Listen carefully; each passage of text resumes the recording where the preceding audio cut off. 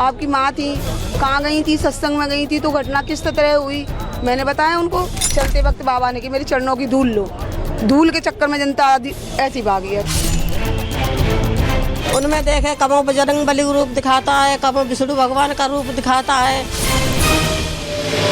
कुछ चमत्कार तो है ही है उनमें बाबा में। जो एफआईआर दर्ज नहीं हुई है वो सही है, क्योंकि बाबा यहाँ पे दोषी नहीं है।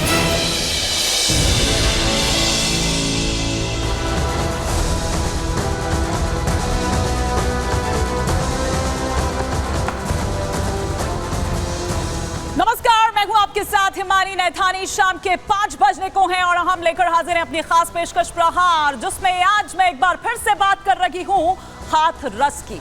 आज मैं एक बार फिर से बात कर रही हूं हाथरस के गुनहगार की कि आखिर 72 घंटे बीत चुके हैं और 72 घंटे बाद भी हाथरस का जो ये गुनहगार है सूरजपाल उर्फ, आप इसको साकार हरि कहो, आप इसको बाबा भोले कहो, आप इसको कई नाम से बुला सकते हैं, जो अपने नाम इसने यहाँ पर बनाए हुए थे।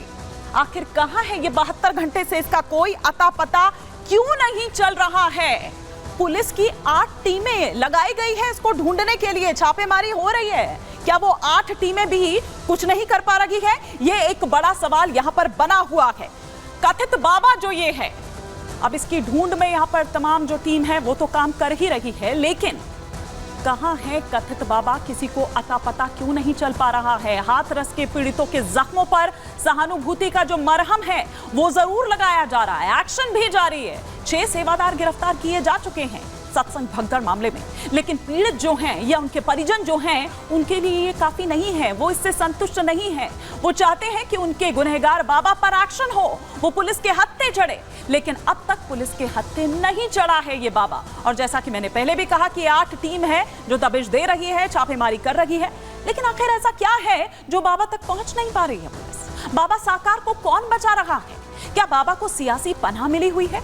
इस तरह के ऐसे सवाल हैं जो लगातार उठ रहे हैं, सवालों का जवाब ढूंढने की कोशिश कर रहे हैं। उधर सूरजपाल के वकील एपी सिंह का कहना है कि बाबा पुलिस को जांच में सहयोग कर रहे हैं, बाबा भागे नहीं हैं और उत्तर प्रदेश में ही है, किसी बॉर्डर पर नहीं मिलेंगे आपको। पुलिस जब बाबा को बुलाएगी तब बाबा आ जाएंगे।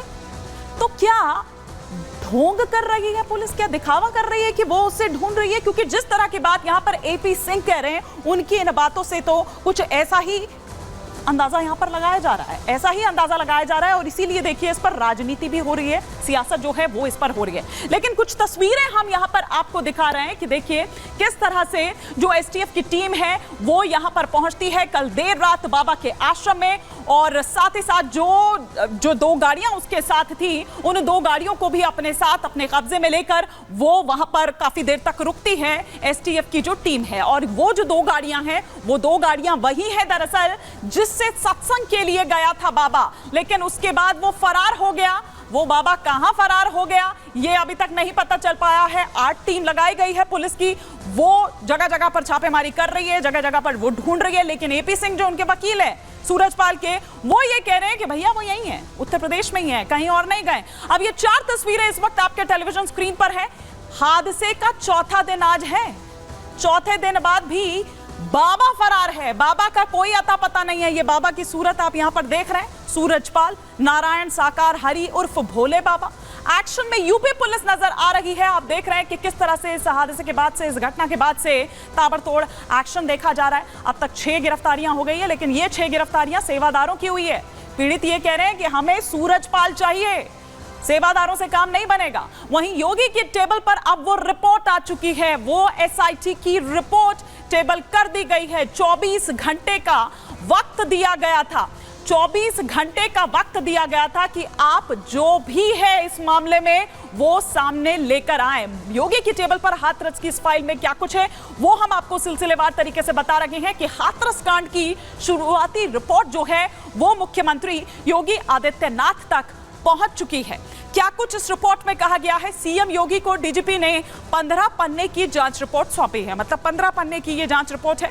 यूपी के डीजीपी के साथ मुख्य सचिव भी मौजूद थे, यानी कि डीजीपी प्रशांत कुमार की अगर हम यहां पर बात करें, और साथ ही साथ मुख्य सचिव मनोज सिंह की अगर हम बात करें, वो भी उनके साथ उस वक्त मौजूद थे। डीजीपी और मुख्य सचिव ने मिलकर ये रिपोर्ट मुख्यमंत्री योगी आदित्यनाथ को सौंपी है। 15 पेज की है ये पूरी। नेक्स्ट प्लेट अगर हम चेंज करें यहां पर, तो आपको बता दें कि मुख्यमंत्री योगी आदित्यनाथ की टेबल पर आई रिपोर्ट जो है वो एसआईटी ने तैयार की है, और एसआईटी ने शुरुआती जांच के बाद शासन को ये रिपोर्ट दी। मुख्यमंत्री योगी ने 24 घंटे के भीतर ये रिपोर्ट मांगी गई थी, लेकिन चूंकि उन लोगों को लेकर तमाम वो बातें और उनका भी वो दौरा रहा, तो उस बीच थोड़ा सा डिले हुआ, लेकिन ये रिपोर्ट अब पहुंच चुकी है। और उधर अगर हम असीम अरुण की बात करें, जो कि समाज कल्याण मंत्री हैं वैसे उत्तर प्रदेश सरकार में अगर बात करें, लेकिन उनको यहाँ का प्रभार दिया गया था। उनको कहा गया था कि भैया आप वहां पर जाइए, जायजा लीजिए, मॉनिटर करिए, सारी चीजों को देखिए। वो क्या कुछ कह रहे हैं ये भी आपको सुनवाते हैं। हाथरस का मामला थम नहीं रहा है, चूंकि आज राहुल गांधी भी हाथरस गए थे और वहां पर जाने के बाद वह तमाम तरह की बात कह के आए हैं। चूंकि हमारे साथ उत्तर प्रदेश सरकार के मंत्री हैं और प्रभारी मंत्री भी हाथरस के हैं, असीम अरुण जी। और जो उत्तर प्रदेश के मुख्यमंत्री ने जब 3 मंत्रियों को जब भेजा था, तो उसमें से आप भी साथ में थे। सर, आप मौके पर गए थे, इतना बड़ा जो हादसा हुआ, क्या कहेंगे?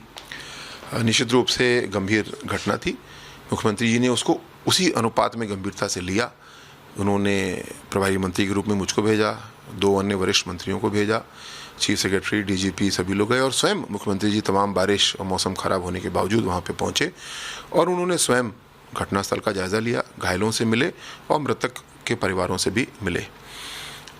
शुरुआत का समय रेस्क्यू और रिलीफ का था, जो पूरा हुआ। अब इस बात का समय है कि किसका क्या दोष है, प्रशासनिक अधिकारियों, पुलिस अधिकारियों क्या दोष है, और साथ साथ जो आयोजक हैं उनकी क्या क्रिमिनल लायबिलिटी, आपराधिक जिम्मेदारी बनती है। इसके लिए एक जुडिशियल कमीशन बनाई गई है। एडीजी जोन आगरा की अध्यक्षता में एक टीम ने जांच की है, और साथ साथ एक विवेचना भी इसमें की जा रही है। 6 लोगों की गिरफ्तारी अभी इसमें की गई है। जांच के दायरे में काफ़ी लोग हैं। सर, अभी जैसा कि राहुल गांधी गए, वहाँ पर उन्होंने कहा कि जो कंपनसेशन मिला है, यानी कि जो सहानुभूति दी गई आर्थिक रूप से सरकार की ओर से, वो बहुत कम है, ना के बराबर है। और भी कई चीज़ों का उन्होंने प्रशासन के ऊपर भी ठीकरा फोड़ा कि प्रशासन जिम्मेदार है, सरकार जिम्मेदार है। क्या कहेंगे आप सर? जो संवेदनशीलता ऐसी घटना के बाद चाहिए, वो मुख्यमंत्री जी ने हमेशा है, और इस बार भी उन्होंने प्रदर्शित की। जो हम घोषणाएं कर चुके हैं, उसके अतिरिक्त मैं याद दिलाना चाहूँगा, मुख्यमंत्री जी ने ये भी तय किया कि हर बच्चा, क्योंकि 2 लोग को छोड़ के ज़्यादातर महिलाएं हैं जो इनकी मृत्यु हुई है, हर बच्चा जो 18 साल की उम्र तक पूरा होगा ऐसी घटना के बाद में, उनको एक हमारी बाल सेवा योजना है, उसके अधीन 2500 रुपये प्रति माह 18 वर्ष के होने तक उनको हम लोग एक वजीफ़ा देंगे। तो मतलब अगर 2 बच्चे हैं ऐसे, तो 5000 रुपये प्रति परिवार इस तरीके से दिया जाएगा। इन बच्चों के शिक्षा का खर्चा भी सरकार वहन करेगी, क्योंकि बच्चे माँ के बिना या पिता के बिना अधूरे रह जाएंगे। तो जो धनराशि हम दे रहे हैं वो केवल एकमुश्त नहीं है, हम उनकी जिम्मेदारी ले रहे हैं। इनकी माता नहीं है, इनके पिता नहीं है, लेकिन बच्चों के जो सपने, उनके माता पिता ने जो बच्चों की उड़ान सोची थी, वो सरकार पूरी करेगी, इस वजीफे के जरिए भी और साथ साथ उनको फ्री शिक्षा दे करके भी।